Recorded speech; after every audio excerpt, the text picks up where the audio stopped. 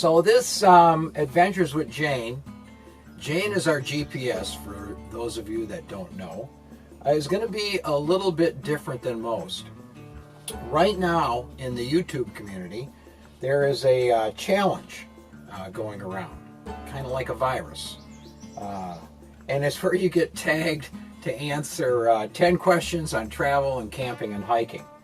And I was tagged by Carol from Hike With Me, very cool channel.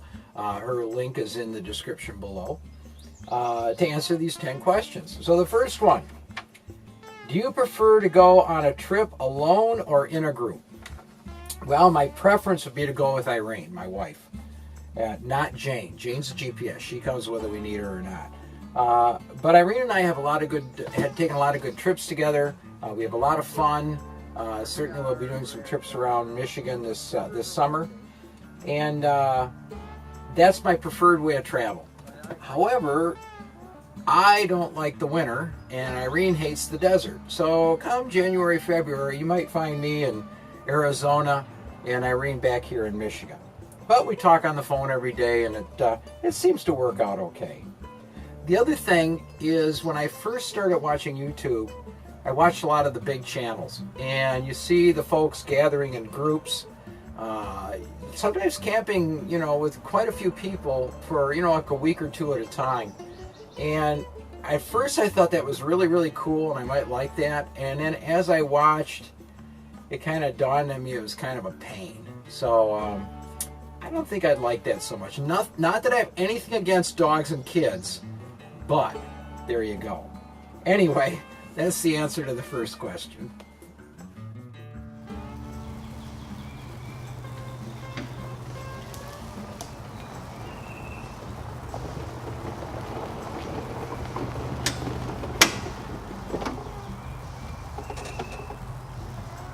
Question number 2. What has been your most difficult trip or hike you have ever been on? Well, I'm going to go with one that's been mentioned a few times already, and that's Angel's Landing in Zion National Park. That trail will scare the bejesus out of you. It's beautiful, but to tell the truth, Irene and I didn't quite make it to the top. Now, that was because we were running low on water. Okay, that's my story, and I'm sticking to it. Nevertheless, if you've got the courage, it's a beautiful trail. Okay, question number 3. What is the most beautiful sleeping place so far? Kind of in keeping with camping and what everybody here might be interested in, I'm going to go, instead of beautiful, for just probably the most peaceful and most wonderful. And that would be here in Michigan on Cook Pond, run by the Huron-Manistee National Forest folks. They have something like 115 sites that are spread over probably 30 miles. So very, very private. You don't hear or see anybody else next to you. And it's on the pond itself, so you're literally camping right there. Now, there are no facilities. All it is a rubber post with a number on it. But you're camping on the pond, and in the morning, the sun comes up, and it hits the water and bounces up into the trees and just sparkles, and it's absolutely a magical place. So so for the answer to number 3, I'm going to say Cook Pond, Site 68D.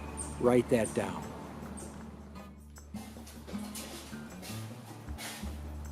Question number 4. What winter outdoor activities do you do? Well, seeing how this has sort of migrated over to the RV community, you go to Arizona. It seems like a no-brainer to me.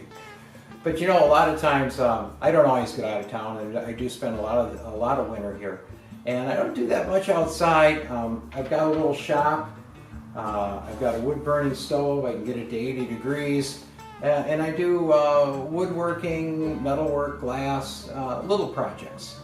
And so spend a lot of time in here looking out the window at the outdoors.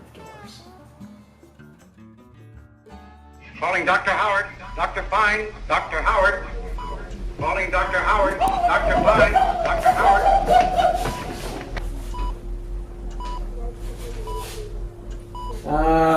Hi. Okay, number 5. Have you ever been seriously hurt in the outdoors? Not Not seriously, I guess, but back in late 70s, I thought it would be a good idea to build an airplane.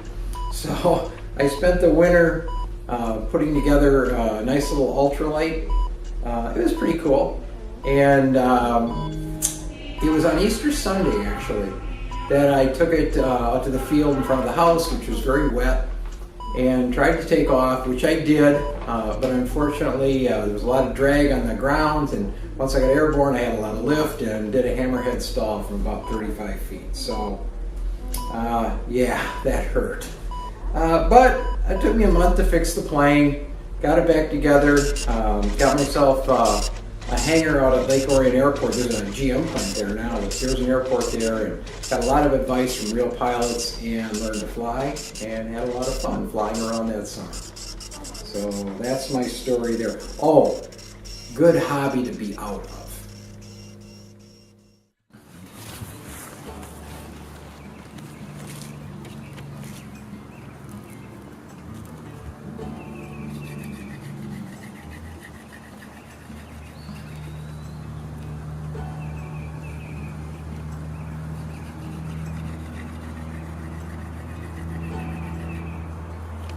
Oh, hi. So, question number 6. Do you practice any special survival techniques? Well, you know,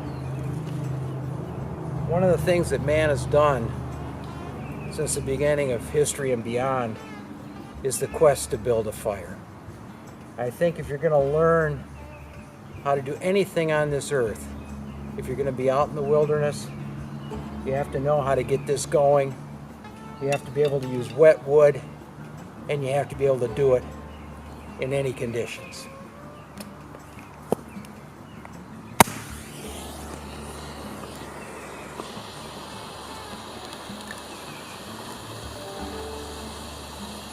Survival. It's what I do.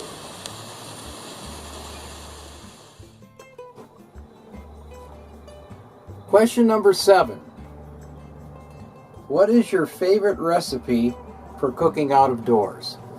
Well, actually, traveling around, I don't cook out of doors very often. I mostly make everything on my little Coleman camp stove.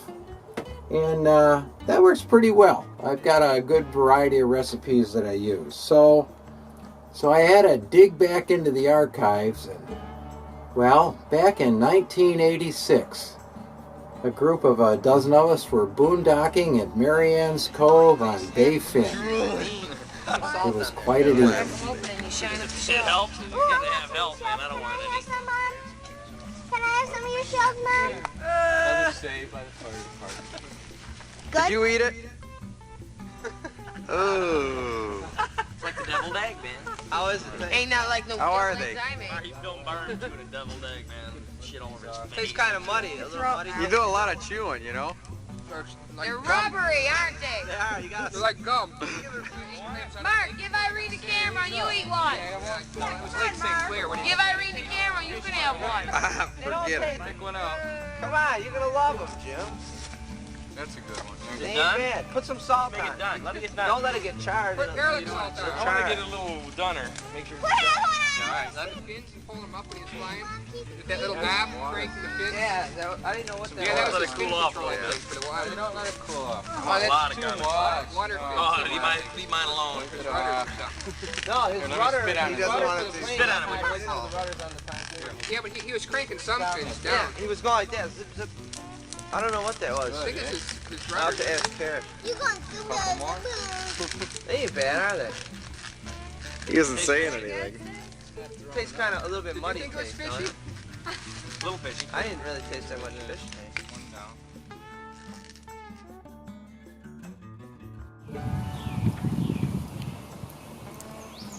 Question number 8.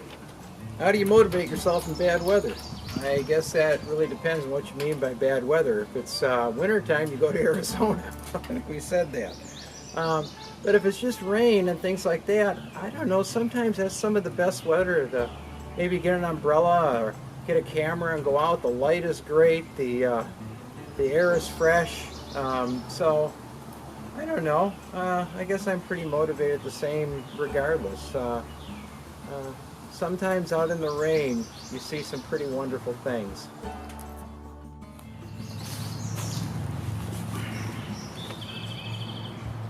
Question number 9. What would be your dream destination? I think my dream destination is where I happen to be going next, because that's half the fun, is planning a trip or thinking about it. Almost as much fun as being there itself. So that's where my dream destination is. And that next one probably is the circle tour of Lake Superior. Irene and I would like to head up there in the next month or so, and it's about 1,500 miles around. We did it in 1974, so I guess it's about time to do it again. And so I guess that's where I'd like to go. Question number 10.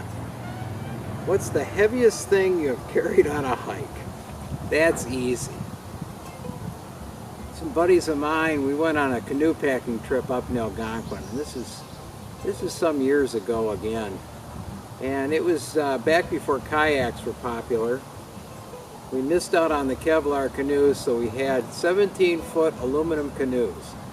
Now the trick with Algonquin, this is up in Ontario, it's a very popular park. So what you want to do is you get your maps out, you plan where you're going, and immediately, first thing, you take the longest portage you can find, hopefully over a mountain. That gets rid of all the tourists. But yeah, that was heavy. Well, I hope you enjoyed my video. I had a lot of fun making it. I know it's a little longer than usual, but there were 10 questions. Anyway, now comes the fun part. I have to tag 2 people, and I think I'm going to start out by tagging Craig and Grace at DromomaniaLife. They have a great channel, some really good footage, very upbeat. There were campers out west, so I think you're going to find them real interesting. The other person is going to be David from Chasin Simplicity. He's done some changes to his channel. He's got some great adventures coming up. He's out in Utah as well, so take a look at their channels, and then don't forget to check out Carol at Hike With Me, who tagged me on the 10-question challenge. You guys take care and safe travels.